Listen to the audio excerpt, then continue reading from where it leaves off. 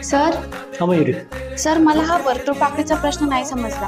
आपल्या संघर्ष पुस्तकातला. हो सर, हाच. ठीक आहे, चला आहे आपल्याकडे. वर्तुळाची त्रिज्या 21 सेमी आणि त्याच्या वर्तुळ पाकळीचा केंद्रीय कोन किती आहे? 120 अंश.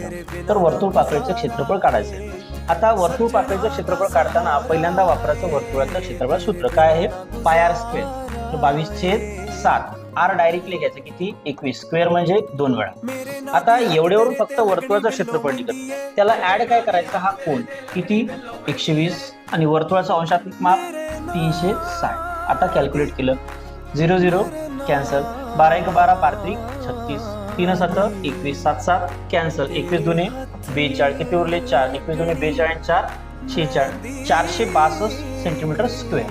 हे झालं वर्तुळ पाकळीचं क्षेत्रफळ. समजलं का? हो सर. हा प्रश्न तुला सॉल्व्ह करायचा आहे. त्रिज्या 21 सेंटीमीटर आणि केंद्रीय कोन किती आहे? 60 अंश.